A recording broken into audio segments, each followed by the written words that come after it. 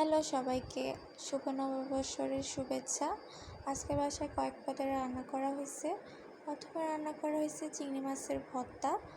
চিংড়ি মাছের ভর্তা বানানোর জন্য আমি প্রথমে গুঁড়া চিংড়ি মাছ নিয়ে নিচ্ছি মোটা করে কেটে রাখা পেঁয়াজ, আর দিয়ে দিচ্ছি কয়েকটা আস্ত কাঁচামরিচ, সামান্য পরিমাণ মতো লবণ। এখন এটা কিছুক্ষণ ভেজে পানিটা শুকিয়ে নিব। এরপর দিয়ে দিচ্ছি বেশ খানিকটা তেল। এবার এটা তেলের মধ্যে ভেজে নিব। ভাজা হয়ে গেলে তুলে পিষে নিলে তৈরি হয়ে যাবে আমার চিংড়ি ভর্তা। আর এদিকে কলার আনাজ ভাজি করব, সেজন্য হালকা হলুদ আর লবণ দিয়ে আনাজটা সিদ্ধ করে নিছি।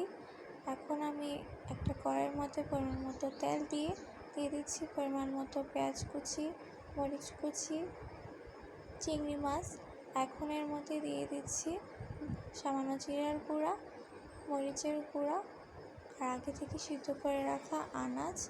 এটা এখন খুব ভালো করে ভেজে নিব। ভাজা হয়ে গেলে এর মধ্যে ধনেপাতা দিয়ে দিচ্ছি।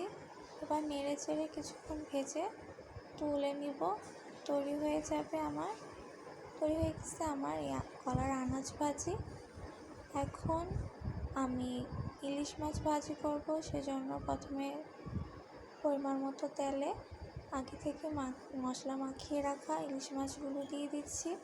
ইলিশ মাছগুলো আমি এপিট ওপিট হালকা করে ভেজে নিব। মাছ ভাজা হয়ে গেলে মাছ তুলে নিব। এবার ওই একই তেলে আমি বেশ খানিকটা পেঁয়াজ বাটা দিয়ে দিচ্ছি রসুন বাটা দিয়ে দিচ্ছি, সামান্য করে পেঁয়াজ কুচি। এরপর দিয়ে দিচ্ছি গুঁড়া মশলাগুলো, মরিচ গুঁড়া, হলুদ গুঁড়া, জিরার গুঁড়া, স্বাদ মতো লবণ। সব কিছু আপনারা স্বাদ মতোই দিবেন। এবার মশলাটা কিছুক্ষণ নেড়ে চেড়ে কষিয়ে নিব।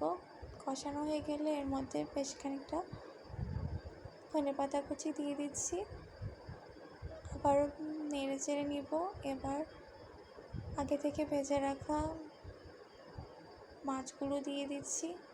মশলাগুলো মাছের সাথে খুব ভালোভাবে নেড়ে চেড়ে মিলিয়ে নিব। এটা তৈরি হয়ে গেছে।